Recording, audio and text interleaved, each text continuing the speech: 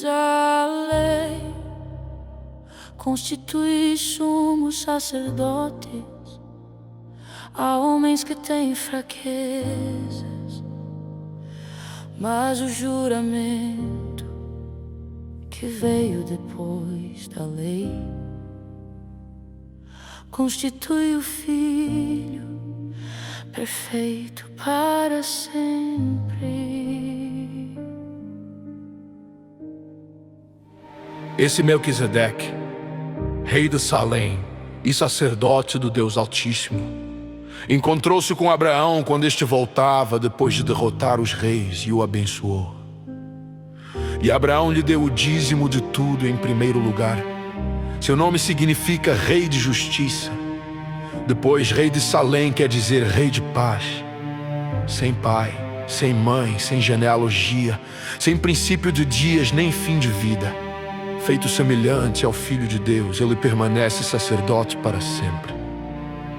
Considerem a grandeza desse homem. Até mesmo o patriarca Abraão lhe deu o dízimo dos despojos. A lei requer dos sacerdotes dentre os descendentes de Levi que recebam o dízimo do povo, isto é, dos seus irmãos, embora estes sejam descendentes de Abraão. Este homem, porém, que não pertencia à linhagem de Levi, recebeu os dízimos de Abraão e abençoou aquele que tinha as promessas. Sem dúvida alguma, o inferior é abençoado pelo superior. No primeiro caso, quem recebe o dízimo são homens mortais. No outro caso é aquele de quem se declara que vive. Pode-se até dizer que Levi, que recebe os dízimos, entregou-os por meio de Abraão. Pois a lei constitui sumos sacerdotes a homens que têm fraquezas, mas o juramento que veio depois da lei constitui o Filho perfeito para sempre. Pois, quando Melquisedeque se encontrou com Abraão, Levi ainda estava no corpo do seu antepassado. Se fosse possível alcançar a perfeição por meio do sacerdócio levítico, porque haveria ainda necessidade de se levantar outro sacerdote, segundo a ordem de Melquisedeque, não de Arão. Pois quando há mudança de sacerdócio, é necessário que haja mudança de lei. Ora, aquele de quem se dizem estas coisas pertencia a outra tribo, da qual ninguém jamais havia servido diante do altar.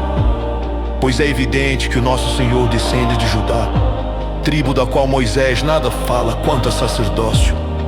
O que acabamos de dizer fica ainda mais claro quando aparece outro sacerdote semelhante a Melquisedeque, alguém que se tornou sacerdote, não por regras relativas à linhagem, mas segundo o poder de uma vida indestrutível. Pois sobre ele é afirmado: tu és sacerdote para sempre, segundo a ordem de Melquisedeque. A ordenança anterior é revogada, porquanto era fraca e inútil, sendo introduzida uma esperança superior, pela qual nos aproximamos de Deus. E isso não aconteceu sem juramento.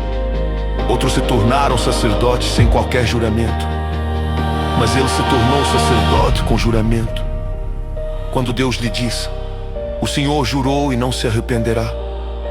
Tu és sacerdote para sempre. Jesus tornou-se, por isso mesmo, a garantia de uma aliança superior. Ora, daqueles sacerdotes tem havido muitos, porque a morte os impede de continuar em seu ofício. Mas visto que vive para sempre, Jesus tem um sacerdócio permanente.